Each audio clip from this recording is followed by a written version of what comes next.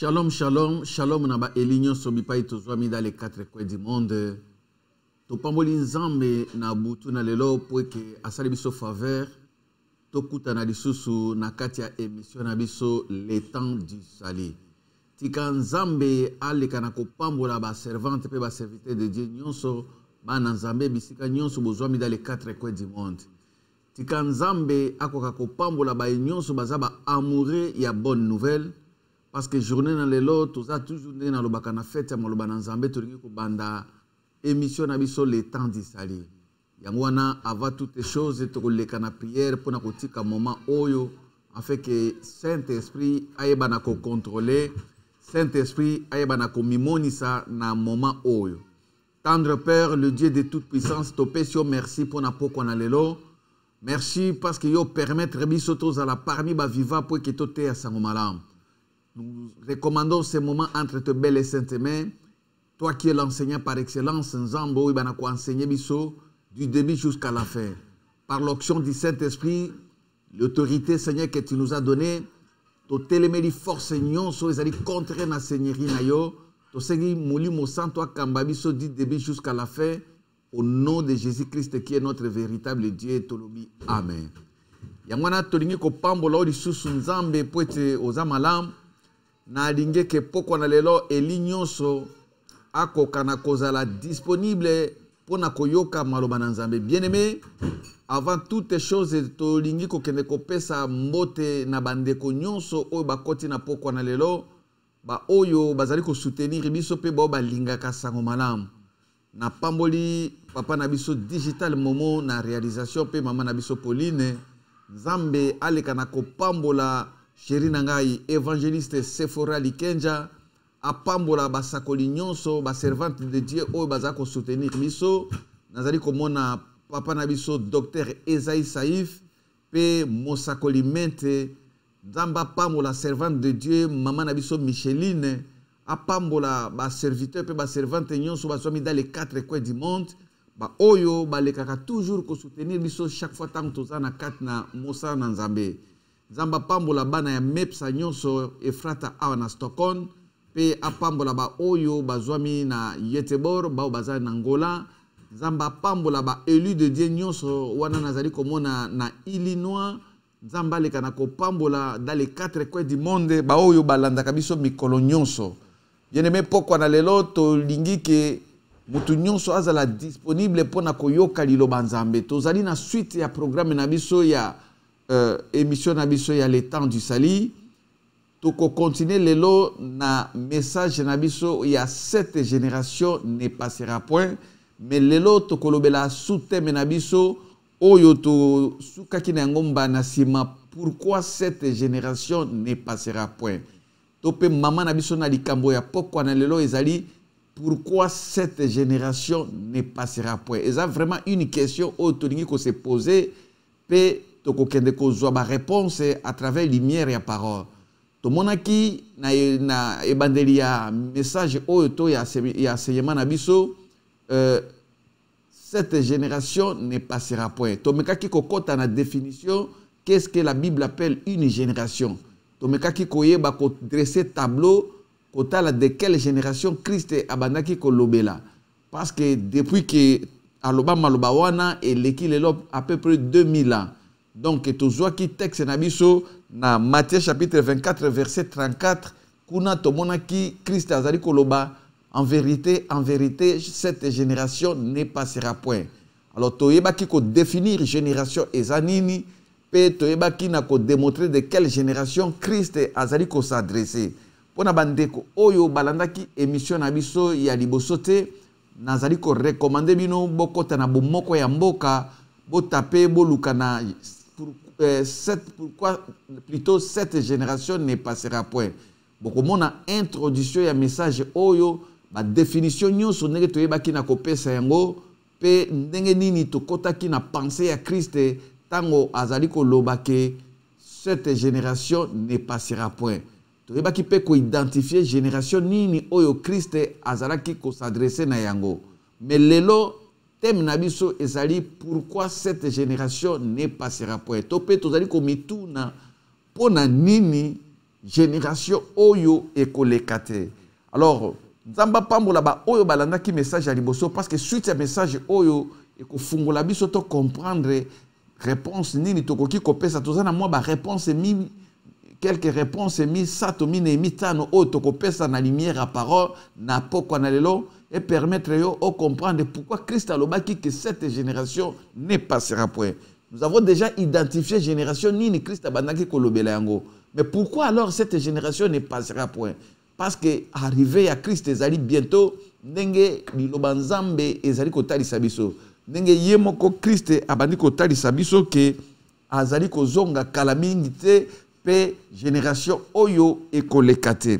Bien-aimé dans le Seigneur, tokokende kotala na mokana na nzambe na 2 Corinthiens chapitre 3 le verset nango 7 kino na verset 9. 2 Corinthiens chapitre 3 na verset nango 7 pe tokomi tosukisi na verset 9. Yango wana na poko na lelo nzambe alingeke mutu moko ayeba na kozala béni à travers liloba oyo. Natangi yango dans le nom de Jésus. Or, si le ministère de la mort gravé avec des lettres sur des pierres a été glorieux au point que les fils d'Israël ne pouvaient fixer le regard sur le visage de Moïse à cause de la loi de son visage, bien que cette gloire fût passagère, combien le ministère de l'Esprit ne sera-t-il pas plus glorieux? Verset 9. Si le ministère de la condamnation a été glorieux, le ministère de la justice est beaucoup plus supérieur en gloire. Parole du Seigneur. Bien-aimé, tant que vous allez awa, vous allez comprendre déjà que Christ abandaki ko s'adresser na génération oyo biso doyebaki ko identifier ngo ke ekolekate.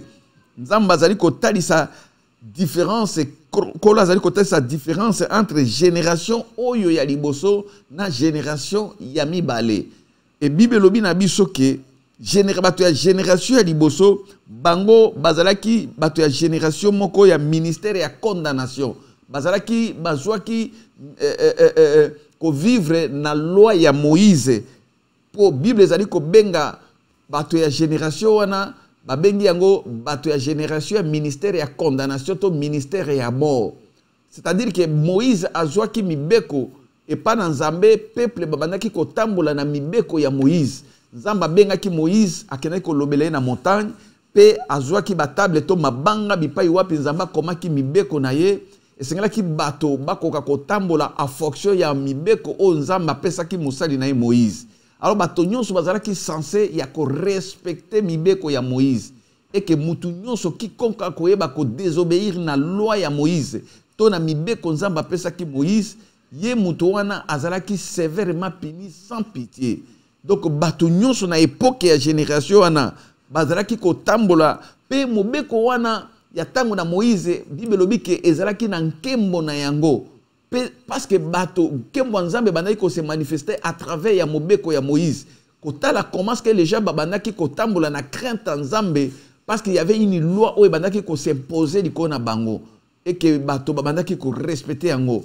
Pe gloire Nzambe ezaki ko se manifester bato bazaki ko tamwa na kimia pe babanaki ko banga Nzambe.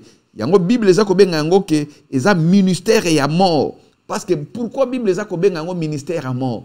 Parce que mutu nyonso azalaki na likanma ya ko violer mobeko to ya ko kwea na se ya mobeko wana azalaki immédiatement déposer selon ba témoin mi balé to mi sato ceux qui ba témoigner contre ye ke ye mutasali likambo oyo bako bomaye sans que procès moko esalema, c'est-à-dire mawa ezalaki te moto nyonso o azalaki condamné na mobeko azalaki censé ya koleka na kufa atakutu bato bakokaki ko intervenir, c'est-à-dire intervention mon côté kokaki ko salema soki ba témoin mi balé to mi sato ba déposer plainte contre moto to témoignage contre moto conformément na mobeko ya Moïse moto oyo akoleka directement na kufa, c'est-à-dire première génération oto monaki ezalaki génération babandaki ko tambola na ministère ya condamnation na ministère ya kufa.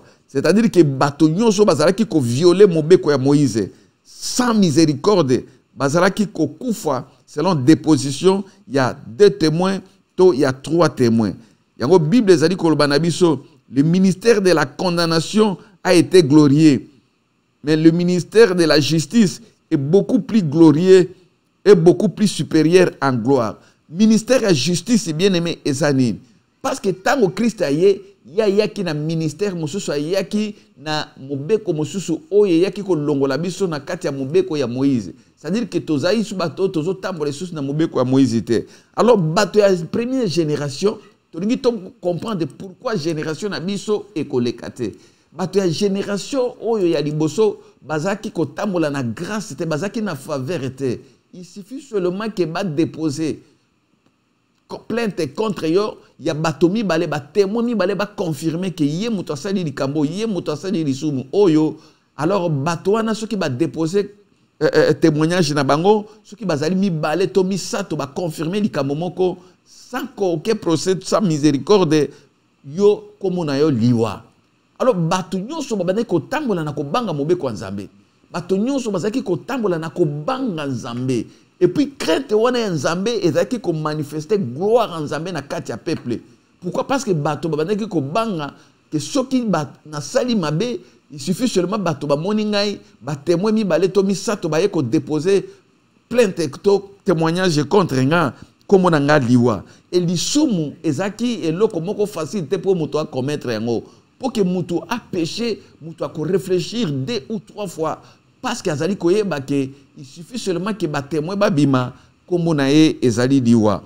Alors Bible za ko talisa biso que tandis que na deuxième génération o ezali génération ya biso, ya génération ya gloire, génération ya grâce en Nzambe, tango Christ aye ko memela biso o to bengi grâce grâce.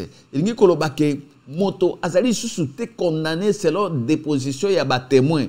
C'est-à-dire que moto ata sali lisumu, même ceux qui bato baye ko déposer condamnation to pe témoignage na bango na église, Nzambe azali ko permettre na pasteur mon côté, Nzambe azali ko permettre na apôtre mon côté, to na mosali moko ke ba boma mondimi parce que asali masumu. Alors génération oyo toza ko bika par la grâce de Dieu. Sikoyo bien aimé, pourquoi cette génération ne passera point? Bato baye ko profiter na grâce o nzamba pesi bango. Bato ba profiter na liberté oyo Christ a pesi que moto a se repentir au lieu que ba déposer nini condamnation ya mabanga po na tina na yo, mais moto akoki ko se repentir pe a se réconcilier yé moko na nzambe par la mort de Christ. C'est-à-dire que Christ di wana ye et ko memela biso faveur to grâce ya ko se repentir avant même que yo okufa. Alors, le quoi bato ba monike bato bazali lisusu te condamné na nzela na bato. Le quoi la natango ya génération ya liboso. Le quoi la bato ya tango ya génération ya Moïse. Bato ba profiter na moment oyo ya grâce en Nzambe. Ba moni yango le quoi la faiblesse munene en Nzambe. Pour que bato ba commettre ba crime. Pour que bato ba commettre ba dégâts. Pour que bato ba commettre makambo yo koki ko imaginer te na sena moi. Makambo eza ko lekalelo na église à Kolo. Bien aimé, au koki kondimate parce que ceux qui battent ma génération à Kalabazalaka, ils ne pouvaient pas faire ça. Bango babandaki ko tambola na mobeko pe gloire nzambe zaki ko se manifester kat na bango. Yangwana tozali ko mona ke bato génération ya lelo ba profiter na grâce ya nzambe. Ba profiter na kat na temps ya repentance o nzamba za ko tikela bango, mutu na mutu za ko tambola ndenga lingi. Pasteur azana droit ya ko pesa conseil te. Mutu moko azana droit ya ko loba likolo na yo. Et puis ceux qui ont meki ko pesa mutu conseil. Verset o bango bakangami nango, ne jugez point. Ne jugez point. Nana tio juge na ngai. Nana tio juge na ngai nzambe ye moko mutu ayebi. Mais pendant tout ce temps, tango mutu azako loba ne jugez point, mais azai ayebi na motema neke azo tambola libanda ya ba promesse nzambe. Azo tambola libanda ya ba loi na nzambe. Azo tambola na kati ya péché, azo tambola na esprit ya débauche, mais azako loba ke ne jugez pas. Bien-aimés dans le Seigneur, pourquoi cette génération ne passera point? Parce que les gens bazali ko profiter na temps ya grâce pour ba commettre ba dégâts oyo koki ko imaginer te. Au comment que l'évangile les a déjà prêché dans les 4 coins du monde. Mais au tali siko le comportement ya bato a génération na biso. Au tali makambo eza ko salema na génération na biso. Okoki ko imaginer te que une seule fois bato a génération kala bakokaki ko sala makambo bato a génération na biso bazo sala. Pourquoi? Parce que motote akoki ko condamner bango. Liberté koti même ti na kati ya ba couple, na kati ya ba église. Pourquoi na ba nation, ba loi est commis ko azala adopter que moto akoki ko condamner moninga te moto nyonso azali libre ya kosala oya lingi. Ba crime ya ndenge nyonso o ezali dignité na ba na Nzambe. O ezali dignité na liloba na Nzambe ezali ko se commettre na appui ya ba loi mosusu, ya ba gouvernement mosusu, na appui ya ba loi mosusu.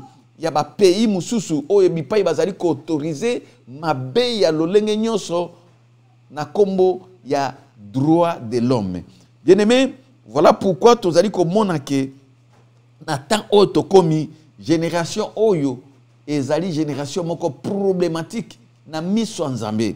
Tokende kotala na mokana na Hébreu na chapitre 10 tokotala yango omona makamonini ezali ko leka kuna.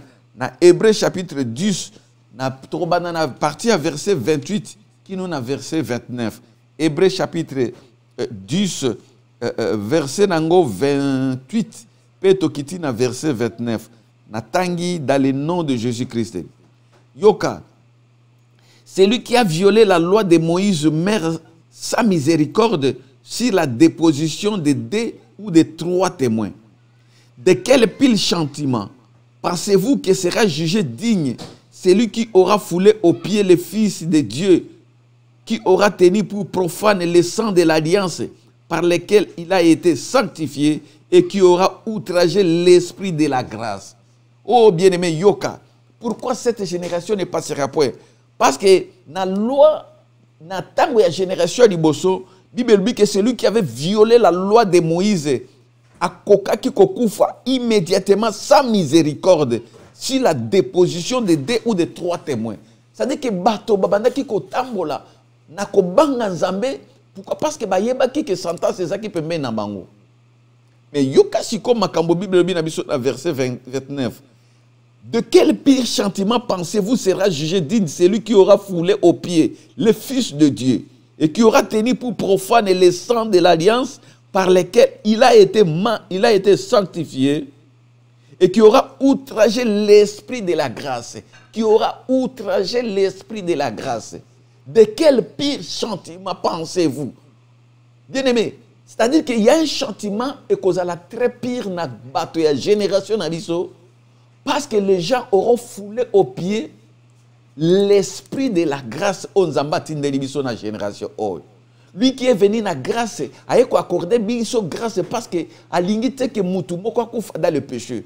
Le Seigneur a permis que biso to soit grâce ya ko se repentir pendant que bato génération ya liboso bazaki na grâce wanate. C'est-à-dire que sans miséricorde, il suffit seulement que 2 personnes va témoigner contre eux 3. Justice na yo salemi pe komono ya kokufa.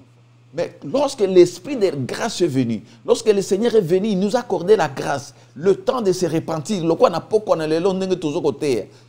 Le temps de grâce est zawana. Nous allons permettre que yo oyoka message peut-être pour obongisa. Parce que yebite ni ne koki koya na butu oyo, ni ne koki koya avant que tongo na lelo etana, ni ne koki koya dans les jours à venir. Tu as trouvé grâce ya koyoka message pour que obongisa na Nzambe. Bien-aimé, bandeko mingi batiki biso na moment ya pandémie awa, ya coronavirus, bazaki na ba projet pe lokola yonanga, bato Nzambe, o bazaki bato akobanga Nzambe, baleki. Mais bien-aimé, vous croyez que bato na baleki parce que bango baza bato masumu koleka biso? Non, c'est ça la grâce de Dieu.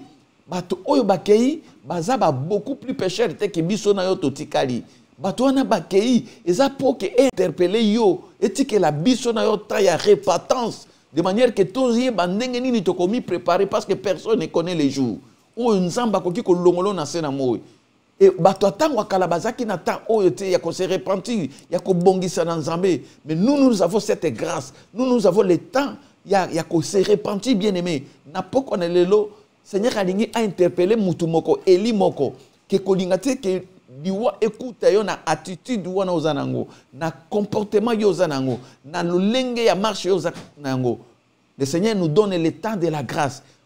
C'est pourquoi tokoki ko profaner ta o ya grâce. Tokoki ko abuser te na temps ya grâce. Tokoki ko abuser te na moment on nzamba tikeli biso ya ko se préparer pour que un jour ambe na yo ezala sauver, ozala parmi ba eli o ba ko hériter vie éternelle.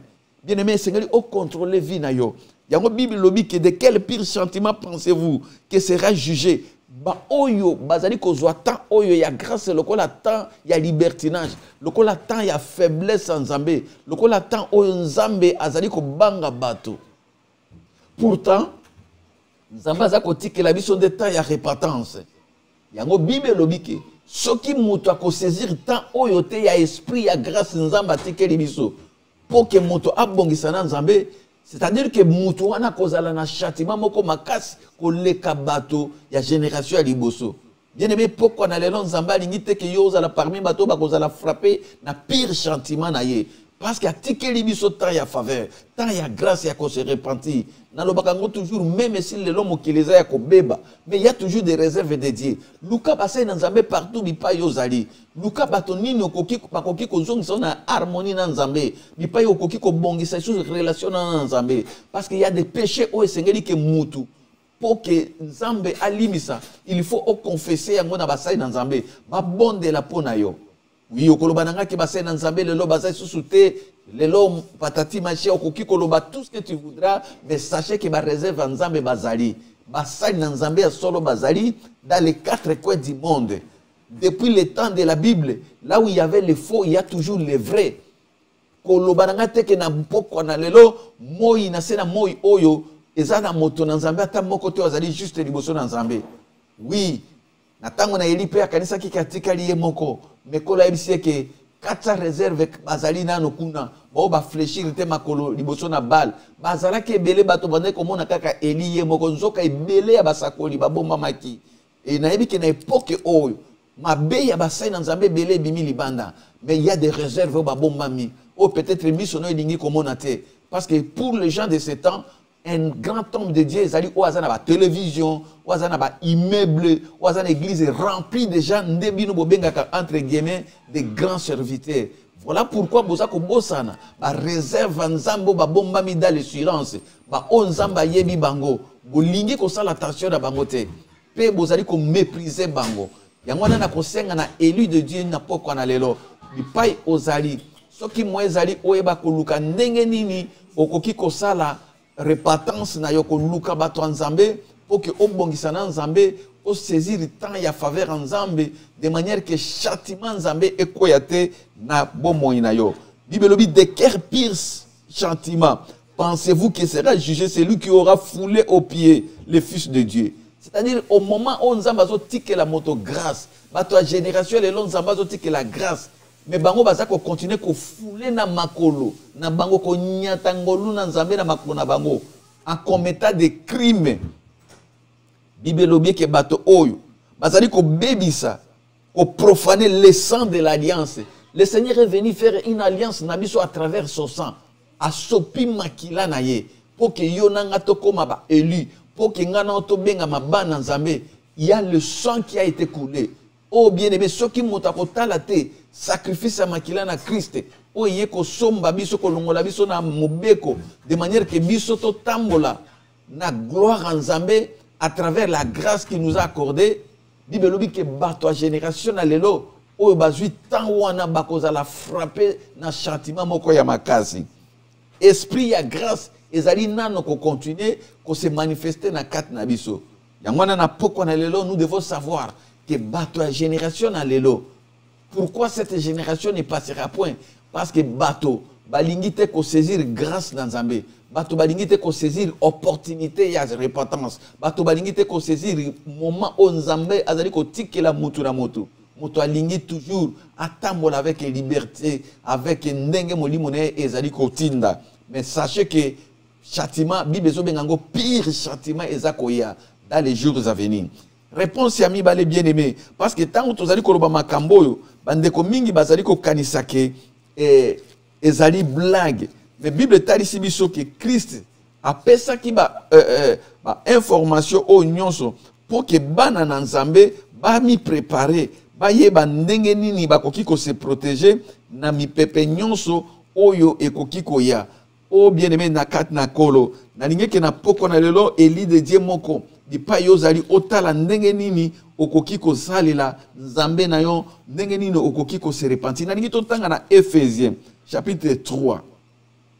Ephésiens chapitre 3 wana ezali réponse mususu tolingi ko raisonner chaque réponse to komeka kopesa ngona lumière à parole. Ya liboso to mona ki ke bato génération pourquoi cette génération ne passera point parce que les gens bazali ko foulé na pied grâce esprit ya grâce o nzamba pesibiso bato balingi ko se repentir te bato bazako zwa temps ya grâce lokola moment ya libertinage lokola moment ya ko commettre ba crime lokola moment ya ko sala makambo mitema na bango elingi pourquoi parce que muta ko condamner bango azalité. Maintenant réponse à mibale pourquoi cette génération ne passera pas na lingaki total nano liboso na mokanda na nzambe bongo to ko expliquer na Ephésiens chapitre 3 le verset 5 tokomona kuna Bible lobi que parce que il n'a pas été manifesté au fils des hommes dans les autres générations comme il a été révélé maintenant par l'esprit aux saints apôtres et les prophètes de Christ. Ah, au moins pourquoi cette génération ne passera point. Bible t'a dit parce que il n'a pas été manifesté aux hommes des autres générations comme il a été révélé maintenant. C'est-à-dire que bato ya génération ya liboso bango bazwa ki révélation ya Christ te nzamba mi révéla ki na bango te ndenge ami révélé na biso bato ya génération ya lelo bato ya génération ya liboso ba luka ki ba vivre temps o biso tozali mais ba révélation ezala ki te pona tina na bango mais lorsque Christ est venu a eko révélé biso mystère caché à tout le temps que Christ a nous l'espérance de la gloire et eko révélé biso qui était Christ. Pe Christ aye kondima kokufa na croix pona tina na biso. Bible lobi ke makambo nyonso e bombama pona bato. Na génération na biso le Seigneur a révélé cela. C'est-à-dire le Seigneur s'est révélé na bato génération na biso comme a sala ngote na bato génération ya liboso.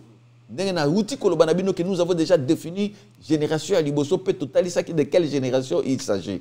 Mais bato génération oyo Christ azali ko identifier le quoi génération oyo ko lekate Bible talisi biso que bato oyo bakoti na révélation ya Nzambe comme jamais Nzambe atikala komi révélé na basali na ye azali komi révélé lelo avec nanzia na ba apôtre nanzia na ba prophète nanzia na basali nyonso o bazali ko servir Christ. La révélation de Christ, la révélation de Dieu et s'est manifestée à travers basali na ye comme jamais dans le temps de la Bible. Bien aimé, biso bato ya tango na lelo, toza bato tozo tambola na révélation ya bonzambe. Toza bato tozo tambola na révélation ya pensée na nzambe. Toza bato tozo tambola na génération ya connaissance exacte ya maloba na nzambe. Tandis que bato ya tango ya génération ya liboso, batikala kozwa ba révélation o te biso toza nango pona tina na bokonzi na nzambe. Oh bien aimé dans le Seigneur. Voilà pourquoi nzambe azali ko mona ke biso toza ba privilégié. Apesi biso ba révélation nyonso. Oyo bato mususu balukaki komo ozwango na tango ya génération ya kala mais bazwaki yango te yoka ndenge ye moko Christ azali koloba na mokanda na nzambe tokotanga ngo na Luc chapitre 10 le verset 23 jusqu'au verset 24.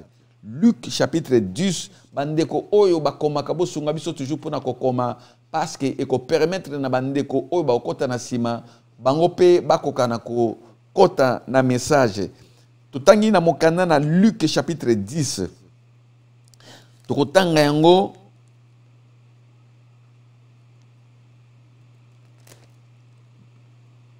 bien aimé yoka ndenge liloba nzambe ezali koloba na biso.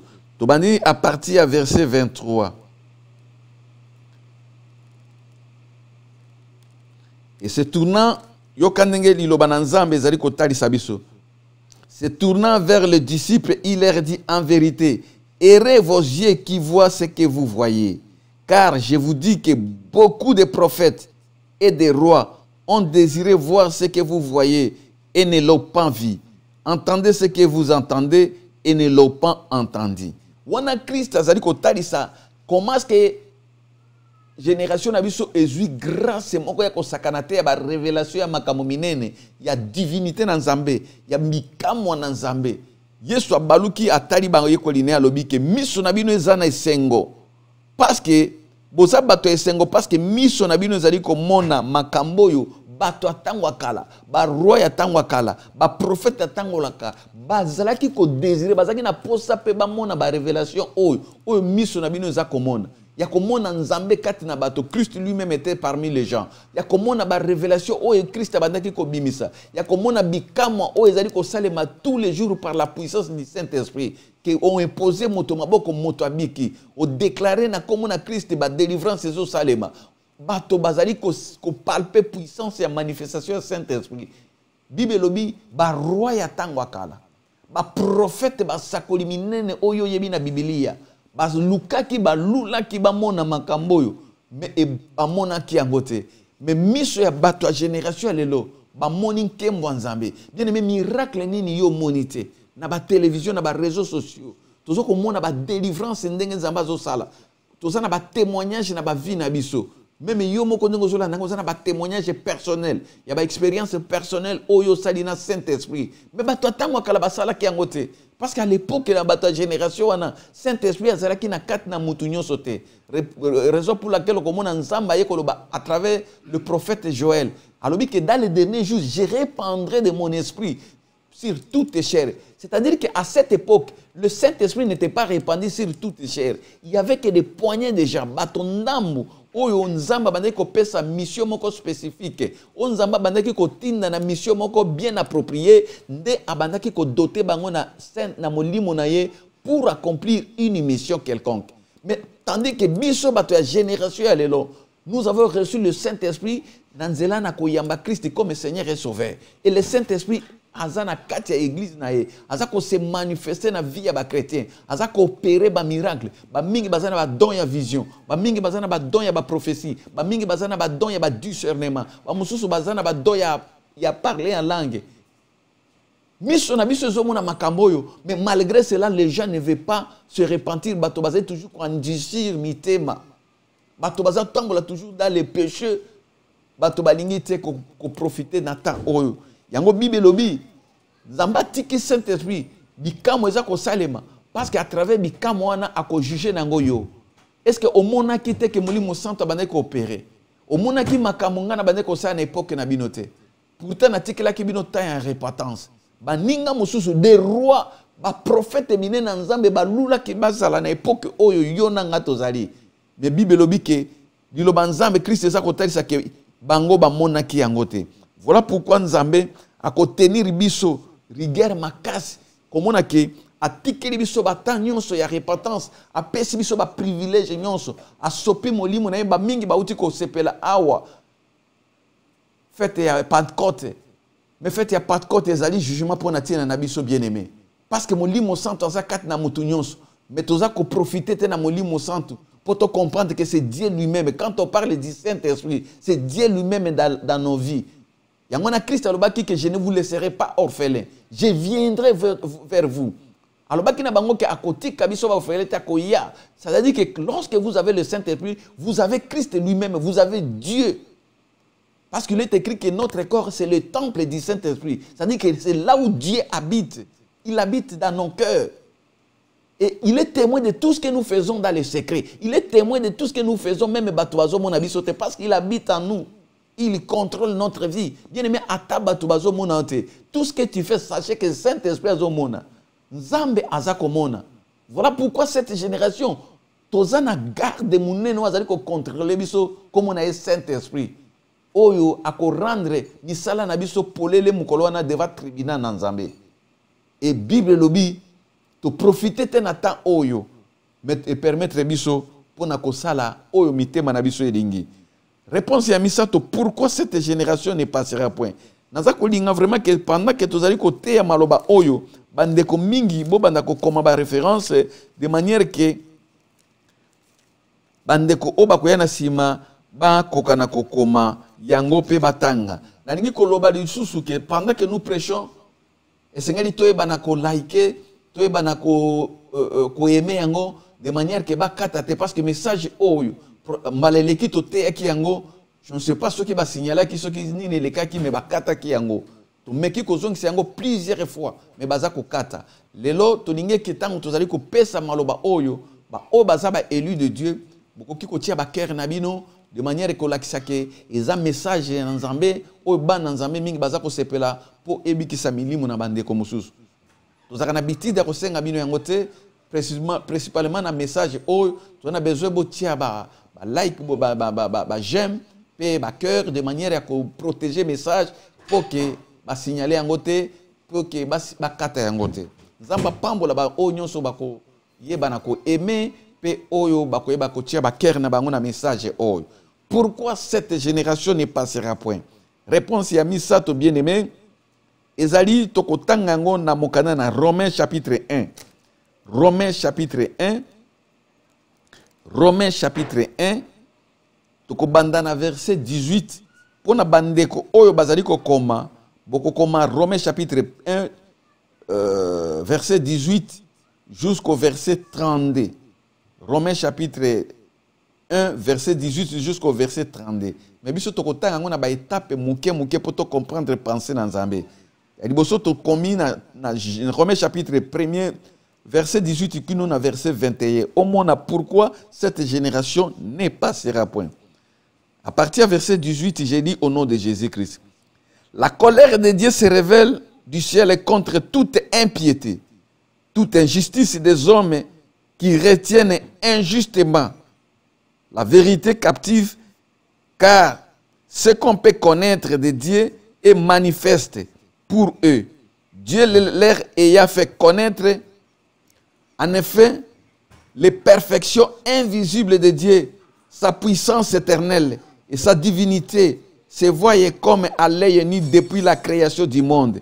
Quand on les considère dans ses ouvrages, ils sont donc inexcusables.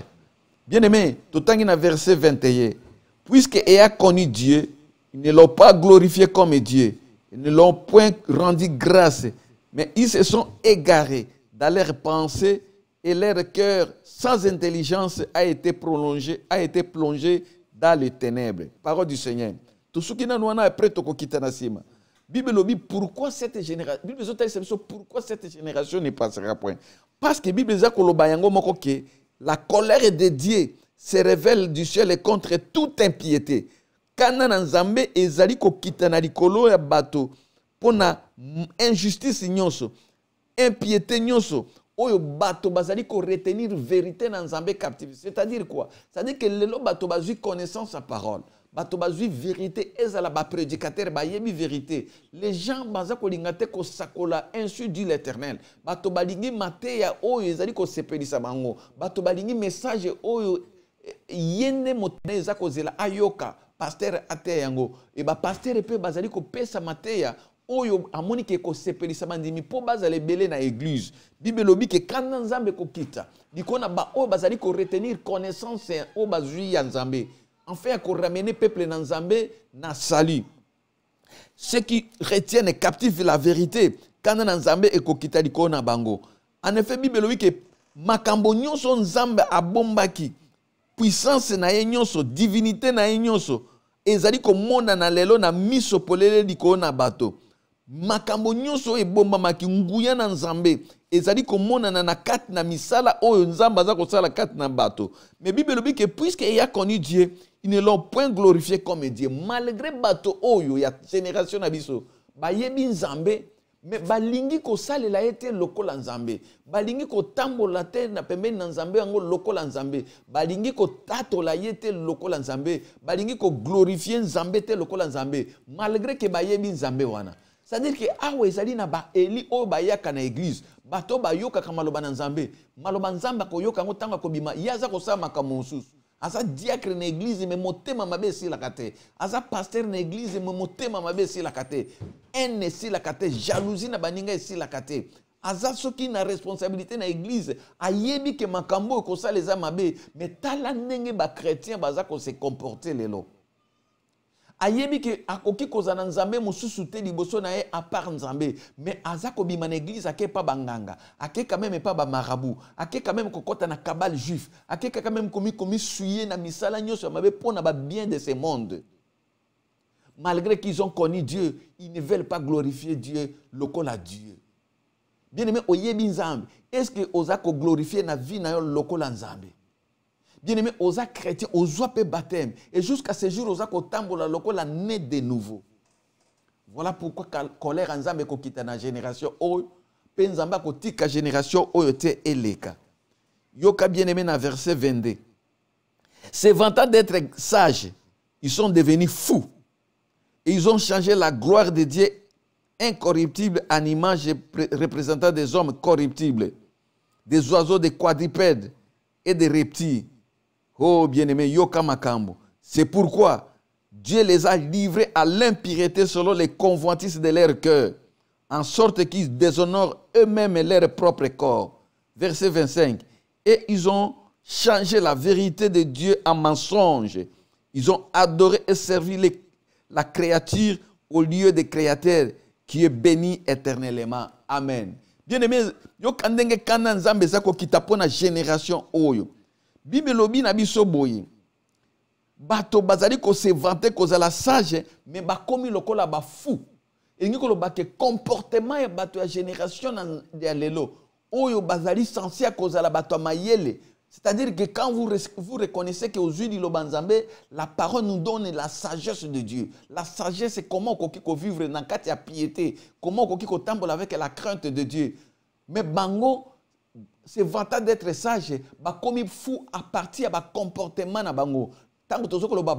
C'est-à-dire bato génération oyo. Bato ya génération na biso oyo Christ alobaki que génération oyo ne passera point. Le comportement ya bana nzambe, ya bato oyo babengami ba ministre de Dieu, bato oyo bazui ba titre honorifique. Bazali ko benga archipape, archinzambe, archisoki nani. Mais Bible lobi que bazali ko se vanter d'être des sages, mais ba komi ba fou na ba comportement na bango na église. Ba pratique eza ko salema lelo na ba église, na kati ya ba assemblée, ezali ya ba sageté. Bible eza ko benga ngo ya ba folie. Parce que bato ba komi ko sa makambo en dehors ya volonté na nzambe. Bato balingi ko glorifier nzambe te bato génération ya lelo balingi ko glorifier nzambe te comme Dieu na misala na bango. C'est pourquoi Dieu les a livrés à l'impureté selon les convoitises de leur cœur. Lokola bato ba se soucier na mabe, nzamba tindeli bango puissance ya égarement. Nzamba tindeli bango mitema incrédule, ba bongo leso mitema te. Ba sa fausser na mabe na bango. Pourquoi? Parce que la colère de Dieu arrive. Ba nyonso balingi ko tambola na ko banga nzambe te. Balingi ko glorifier nzambe te. La Bible dit que le Seigneur les envoie une puissance ya égarement. Nzamba livrer bango ketika basala. Nzamba ko livrer bato nyonso balingi ko se repentir te. Nzamba ko livrer bango même publiquement devant bato. Nzamba ko livrer bango na misala na bango. Bien aimé, si tu ne veux pas profiter na temps ya grâce, sache que Dieu a ko livrer yo, a ko longolo na maboko na ye, a pesio na maboko ya Satana. Pour que misala nyonso ya Satana oeza kati na yo, oeza ko salema na molili ebima libanda. Yango na poko na lelo bien aimé, n'attendez pas que Nzamba livrer yo. Au moment que Nzambe ozana na maboko na ye, battez la relation ozana ngo na Nzambe, battez la Saint-Esprit pe connaissance ozana ngo. N'attendez pas que Nzamba a livré yo, parce que ce que Nzamba a livré yo, personne d'autre a koki ko longola yo na maboko ya Satana, po azongi so na maboko na Nzambe. Voilà pourquoi Nzamba za koloba que cette génération eza na problème na ye. Ba oyo baza ko se vanter ko zala bato ya mayele, mais tala folie ndenge za ko se commettre. Tala ba pratique aux ali ko salema na église. Tala ba pratique banto ba komi ko sala même en dehors de l'église. Et dans verset 26 Bible lobi boy. C'est pourquoi Dieu les a livrés à des passions infâmes, car leurs femmes ont changé l'usage naturel de celui qui est contre nature. Et de même les hommes abandonnent l'usage naturel de la femme et se sont enflammés dans leurs désirs les uns pour les autres, commettant hommes avec hommes des choses infâmes et recevant en eux-mêmes le salaire qui mérite leur égarement. Comme ils ne se sont pas souciés de connaître Dieu, Dieu les a livrés à leur sens éprouvé pour commettre des choses indignes, étant remplis de toute espèce d'injustice, de méchanceté, de cupidité, de malice, plein d'envie, de meurtre, de querelles, de ruses, de malignité, rapporteurs, médisants, impies, arrogants, hautains, fanfarons, ingénieux au mal, rebelles à leurs parents, dépourvus d'intelligence et de loyauté, d'affection naturelle, de miséricorde, et bien qui connaissent, alléluia, le jugement de Dieu, déclara digne de mort ceux qui commettent de telles choses. Non seulement ils les font, mais ils les approuvent ceux qui les font. Parole du Seigneur. Puisque ces gens, il y a génération haut, balingi ko se société ya koyeba nzambe to ya kosalela nzambe nzamba tiki bango basala baba kambo oyo eza ya bosoto oza komona basi na basi kobalana mibadi na mibadi kobalana makambo ya mbindo ekoti nzamba biloko bolingi yango na sopeli bino yango bosala ndenge bolingi ba gouvernement mokili pe ba légaliser bien aimé dans le Seigneur awa bibelobi ke kande koti bato bato bakomi na kanda bato bakomi na bakomi ba arrogant bato bakomi ba hautain ba fafaron ba makambo nyonso komami awa à partir verset 30 bien aimé dépourvu d'intelligence okomona moto asilisi université mais comportement na makambo za ko sala eza dignité ya moto azali intelligent okomona moto aza ko sisa munoko français za ko bima tala comportement za ko sala tala maloba na avec arrogance kanda etondi na mitema bato haine, jalousie, bato bazako boma na neti di seki, empoisonnement ekomi likambo ko sakana, jalousie ekomi likambo ya pamba pamba, muninga soko azui mwen loko motema mabe koti. Bien aimé, puisque vous n'avez pas le souci de connaître Dieu, nzamba ko tika biso, ako livrer bato na ba pension oyo ya mabe eza na motema na yo, bate yo tellement tangu mole olingi na ote, nzamba ko tika osiko, osalango vraiment malamu. Parce que le jugement n'est pas calamité. Voilà pourquoi cette génération est en train de tala ba pratique o ezali koleka. Bato ko balana na ba nyama, makambo ekomi ya salité ya busoto, ekomi makambo nyonso ezaki ya mabe ya nkele, ekomi autorisé pe ekomi ko salema publiquement. Tala ndenge jalousie ekomi na mitema bato, tala ndenge colère ekomi na mitema bato, tala arrogance na mitema ya bato, même na niveau évangile, arrogance na minoko ya batei, arrogance na minoko ya bana nzambe. Bible lobi que cette génération est un problème à cause de comportement. Voilà pourquoi cette génération bien aimée ne peut pas passer comme ça, parce que nzambe ana kanda ya génération ba mystère nyonso ya nzambe ezali déjà révélé ezane loko moko ezali ko bomba malisusu te nzamba bomba ki ba mystère na ye pona ta ya suka de manière que tango ba ako révéler yango na sima nango bana ne bazwa connaissance bongo ye aya na se na mokili yango na omoni nzamba ke ko yebisa Jean na mokana na Apocalypse chapitre 22 verset 10 Bible lobi boy Apocalypse chapitre 22 verset 10 Bible zali ko talisa biso nzamba zali ko déclarer ba révélation oya la kisa kengo epa na Jean na huile de Patmos awa Jean zali ko loba il me dit ne scellez point les paroles de la prophétie de ce livre car le temps est proche abi omoni makambo nga na talisi yo ko bomba yango te bisakoli oyo parce que tango est commis proche. Pourquoi cette génération ne passera point? Parce que le temps est proche. Parce que le temps est à retour à Christ et à pembeni. Tous allez sur ce temps et belete le temps de la révélation il y a kozonga na Christ et à pembeni. Ndengeni ni biso toyebi ke temps oyo ya génération oyo ekolekate toyebi yango a partir maloba na Nzambe. À partir il y a pas prophétie oyo ye alobi na nzia na basali na ye ke ko bomba te bisakoli oyo pour que tango ezali lisusu te. Bien aimé, nous devons savoir que temps ezali lisusu te. La prophétie oyo nzamba za koloba awa na mokana na Apocalypse chapitre 22 verset 10 que le temps est proche. Ezaya solo temps eza pembeni. Temps ya kozonga na Christ eza pembeni. La fin de toutes les choses est proche, bien aimé. Ko kanisa te ke temps oyo ya grâce ko tika la libela na libela. Kala mingi te kolo na biso azali kozonga. Seigneur ayebaki ko révéler makambo na ba nyonso bazaki lokola basakoli. Bo bandaki ko tambola na Nzambe, Nzamba ayebaki ko révéler yango. Nzamba pesa ki révélation oyo d'ailleurs na banda na tango na prophète Daniel ko lakisa makambo oyo ekoleka ke akotike la bato grâce mais grâce wana ko gumela libela te. Ta ya grâce ekoleka. Yango na ayebaki ko pesa yango na nzela na musakoli Daniel to tangi yango na Daniel chapitre 12. Daniel chapitre 12. Daniel chapitre 12. Bien-aimé, na poko na lelo nzamba pambola Eli moko.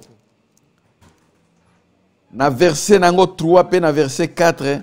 Après toko sauter totangi na verset 10.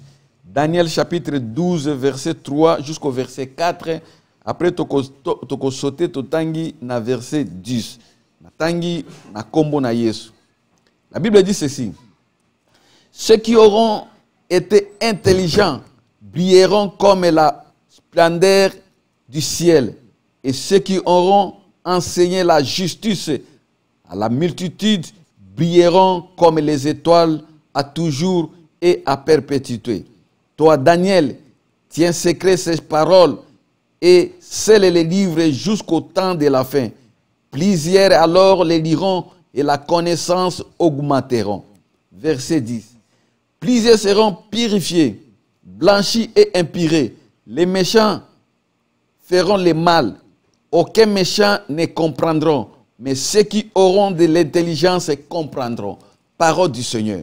Bible zako tali sabiso ke nata oyo yasuka ba oyo bakozala bato ya mayele ba oyo bakoteya évangile pur sans mélange ba oyo bako se soucier pona tina na ko conserver liloba nzambe pur bango bako briller lokola minzoto bango bako ngenga lokola ba étoile pe bako briller bongo à toujours, c'est-à-dire si manango li futi na yo ekozala ya lipamboli ya nzambe libela na libela, c'est ce que nous appelons la vie éternelle. Mais Daniel yo bomba makambo na talisi yo parce que ezali makambo ezali révélé pona tango ya suka bato ebele bakotanga bongo mayele na bango ekobakisama. Ndenge biso toza kotanga prophétie ya Daniel lelo, c'est pour que nous puissions entrer na kati ya pla ya prophétie na nzambe pour te comprendre tani ni to komi pe génération ni to komi. Bibelobi plusieurs bakozala purifier à travers liloba na ye, mais ba méchant bato ya kanza bato mabe bako continue toujours na mabe na bango. Yango tozomona ke lelo malgré que évangile ezali toujours annoncé, bato bazali ko continuer toujours na kat na mabe, bato bazali ko continuer toujours na kat na masumu, bato baboyi ko yoka liloba nzambe. Ce sont des signes qui nous montrent que génération est comme na suka, génération est kolekate. Balobi que malgré bato bako yoka évangile, plusieurs bao bazaba méchant bako se repentir te na méchanceté na bango. Bao bazaba sorcier bako se repentir te na sorcellerie na bango. Ba criminel, ba verseur de sang bako continuer toujours na lolenge na bango. Oh bien-aimé, yango tozo komona ke même ceux qui évangile les ali prêcher lelo na ndenge o tozali ko prêcher, bato bazali ko critiquer. Mais Bible lobi, mais ceux qui auront de l'intelligence comprendront. Nadingi ozala parmi ba oyo prophétie zolo ba ke bazali ba o bakozala na intelligence ya ko comprendre stani ni tokomi, ya ko discerner tani ni tokomi. Bible lobi ba oyo bakozala na intelligence ba ko comprendre tant wana pe ba ko se repentir. Pourquoi on a le bien-aimé, tika ozala parmi bato bakozala intelligent, o profiter grâce à nzambe pour na ko se repentir. Ozala parmi ba o bakozala intelligence, ya ko comprendre prophétie na nzambe pour que au monde en kembo nzambe. Pourquoi cette génération ne passera point? Réponse ya minei. Ezali boye à cause des élus. Réponse nango ezali que à cause des élus, nzambe azana bato oyo ye abongisi oyo tobengaka ba élu ba ponami na nzambe. Yango na bomona ka toujours chaque fois soki na leki na yebaka ko pambola bino na lobi mbote na ba élu nyonso. Bien aimé bato nyonso te bazali ba élu na nzambe. Génération e kolekate à cause na ba élu. C'est-à-dire Dieu ne peut pas permettre que ta oyo e ou meladi susu sokite ba élu mususu ba koki ko bunga. Parce que puissance a égaré kozala makasi. Ndenge tozo mona mokili ndenge komi bato mingi bazaki na bonzambe baluza kokima église bazako kima bonzambe pona kokota na makambo mokili. Okomona ndeko azaki kopela na église, azaki prédicateur, azaki servante, azaki choriste, azaki conseil nzambe na département songo azaki diacre. Mais tala ebele lelo batika muziki nde e mata komata. Bazonga na mokili, ba se rétrograder na foi na bango. Et Bible lobi que à cause ya ba Eli nzamba kotika susu te que mokili continuer pour préserver ba Eli. Mikolo il faut comme mokuse. Tokotanga na mokana na Matthieu chapitre 24 verset 22. Au mona ndenge makambo eza koloba na biso. Matthieu chapitre 24 verset 22. La Bible dit ceci. Et si ce jour n'était abrégé, personne ne sera sauvé. Mais à cause des Élis, ces jours seront abrégés. Pourquoi cette génération ne passera point? À cause des Élis. Dieu doit abréger les jours. Nzamba ko komisa mikolo mokuse, akolinga susu te mikolo epusana. Tango ele kaming avant que suka ya makambo ekokisama. Po ba Eli bazana mokili, ba bunga te. Nzambe azali ko batela ba Eli na ye, oyo ba souffrir mingi na évangile, oyo ba souffrir mingi na ko banga nzambe. Nzambe ko permettre te après avoir ko souffrir longtemps, bongo ba mingi ba beba, ba ya ko kwea na piège ya temps ya suka oyo, ya ba convoitise de la chair, ya ba convoitise de yeux, ya makambo nyonso Satan azali ko présenter même ba prédicateur, to moni bato ba boy Saint-Esprit, ba ke ko kota na ba kabale juif. Pour que bazo ba puissance démoniaque ya ko prophétiser bazo ba puissance démoniaque ba komi ba voya ba toto bandai ko mbenga na tango akala ba mbikudi bango nyonso ba sopani na évangile pona ko kosa peuple na Nzambe pona ko yeba ko torpiller évangile na Christ bango nyonso ba ye na kati na évangile pona ba gens ya mbongo. Mais Bible lobi à cause des Élis Nzamba ko tika te ke Nicolango est prolongé. Bien aimé makambo ezo ko sale masiko Nzamba za ko mona ke ekoki ko pengwisa ba Eli ebele. Ba mbasa na Nzambe mingi baza tenté ya ko klanda ba oyo ba komi soit disant ba grand pona nini azomona ki a souffrir na évangile azaka na moi 10 personnes azamona 20 membres azomona ngo insuffisant alingi ba benga pe grand pasteur alingi pe ba benga une grande servante ali akekomi koisa na kati na ba tentation oyo Satan azali ko offrir bato na tango ya suka. Voilà pourquoi cette génération ne passera point à cause des Élis. Le Seigneur azako se soucier na ba Eli na ye pour a préserver bango de manière que ba perdre te eloko yo bazwaki pour na ko servir Dieu. Bien-aimé Nzambe na biso aza malam yo soko za Eli yeba yango ke kala mingi te nkolo na azali ko ya pour que aya ko zwayo suka na makambo ezako koma kala mingi te à cause des Élis. Nde Nzambe ako abrégé mikolo wana. Toke ko tala na mokana na Nzambe na Matthieu chapitre 24 verset 12 kino na verset 13. Matthieu chapitre 24 verset 12 kino na verset 24. Nzamba pambola Eli moko. Nalobi Matthieu chapitre 24 verset 12 au verset 13. Matthieu chapitre 24 verset 12 jusqu'au verset 13. Plusieurs faux prophètes se lèveront. Ils séduiront beaucoup de gens. Et parce que l'iniquité sera accrue, la charité des plus grand nombre se refroidira. Mais, yoka bien-aimé, celui qui persévérera jusqu'à la fin sera sauvé. Alléluia. Bible zakotali sabiso boye. Plusieurs faux prophètes se lèveront. Bakosalanin, ils séduiront beaucoup de gens. Ils séduiront beaucoup de gens. Yangwana Nzambe akotikate ke ba Eli mingi baza la séduit. Na uti koloba awa ke à cause des Élis, Nzambe akolingate ke temps oye prolongé. Pourquoi? Parce qu'il y aura la présence de plusieurs faux prophètes. Oyo bako séduire. La séduction ezali la manière moko démoniaque ya ko atteindre objectif na yango. Mayele moko mabe oyo moto azali ko utiliser pour akoma na objectif na ye. Azali ko séduire, azali ko pengwisa bato. Maloba mingi lelo ekomi ko pengwisa ba chrétien. Batiki nzela ya Christ, batiki foi chrétienne, bakoti na makambo mususu, bakoti na occultisme, bakoti na sorcellerie na kati église. C'est par la séduction des faux prophètes. Bien aimé, à cause de la séduction des faux prophètes, Nzamba kotika teke temps oye continue, génération est continue. Voilà pourquoi cette génération ne passera point. Pour que Dieu ne veut pas que yo motozo yoka osala emporter, osala séduire na ba faux prophète. Yo motolinga ko yoka teke kuna baza ko tanga komba ba boti na yo. Baza ko tanga même couleur ya bilambo lati na kati. Baza ko tanga même mukolo yo botama. Okimi mbangu, mais sachez que makambo yango moto eza ko séduire bato na tan ya soka. Eza ko longola ba chrétien mingi na foi na bango. Bible dit que n'ajoutez pas foi à tout esprit. Éprouvez les esprits pour savoir s'ils sont dédiés. Il y a un Nzambe bazali, mais on peut comprendre que il y a un Nzambe. Si vous avez le Saint-Esprit, l'esprit a discernement. On peut discerner les esprits pour savoir s'ils sont dédiés ou des diables.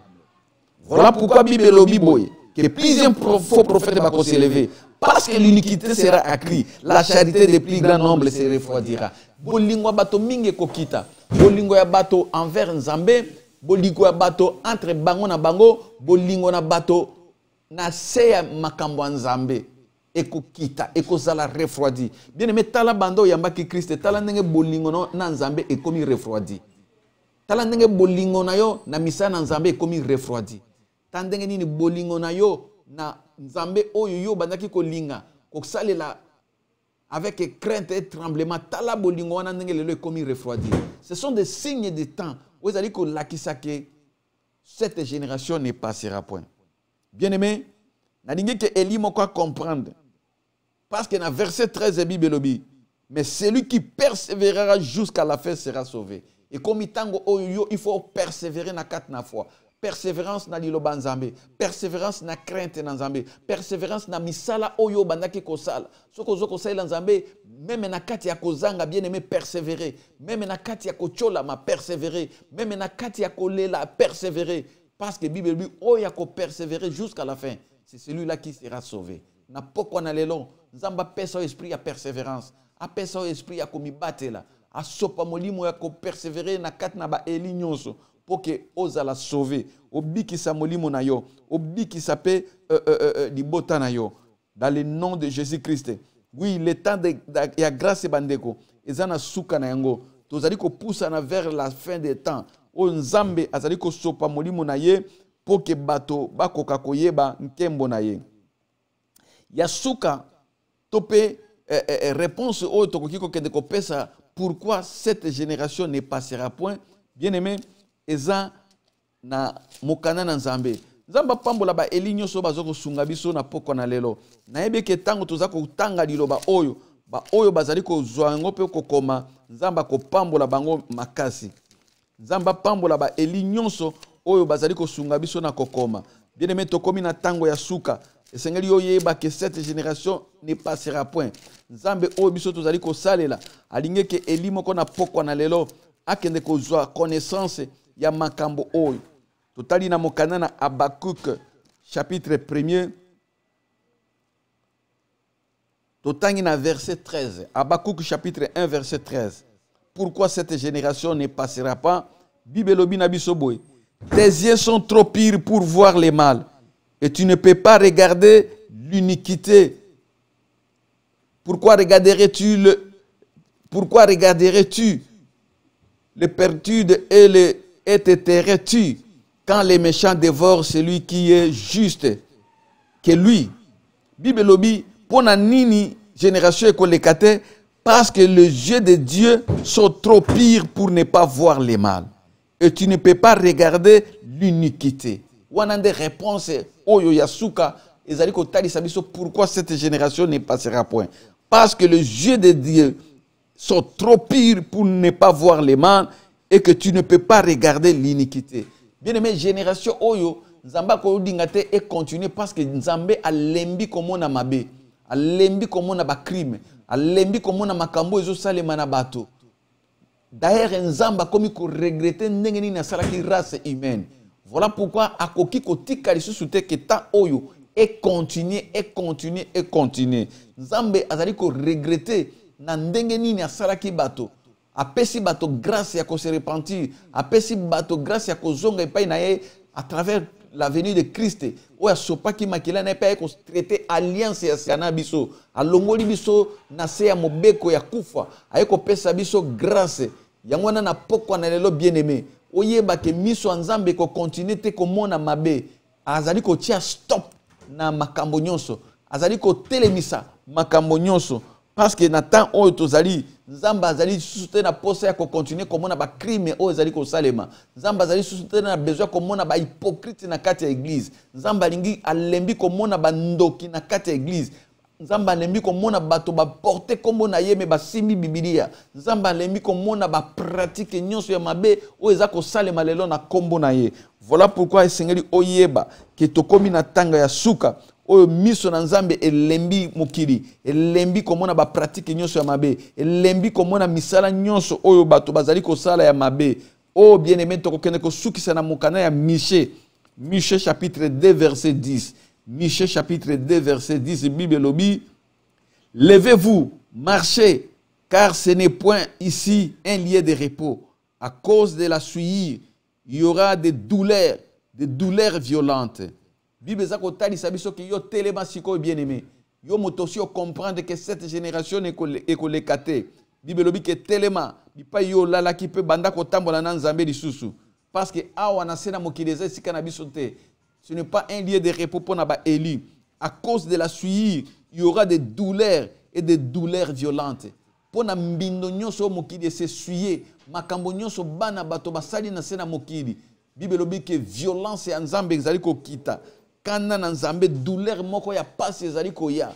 Après enlèvement, oyo bato bako luka nzambe, bako lela, bako tambola bipai na bipai po baluka évangile oyo. Ndenge toteya kibino sur la grande famille. Bien-aimé na poko na lelo, nzambe aleka na ko toucher motema na eli moko. O banda komi préparer oyeba que cette génération ne passera point. O saisir na ta ya grâce, o saisir na temps oyo nzambe atikeli biso temps ya repentance. O saisir na moment oyo nzambe azali ko lemba mokili. Ba crime nyonso ezali ko salema. Yo ozala toujours na kati na bonzambe poke obikisa molimo na yo.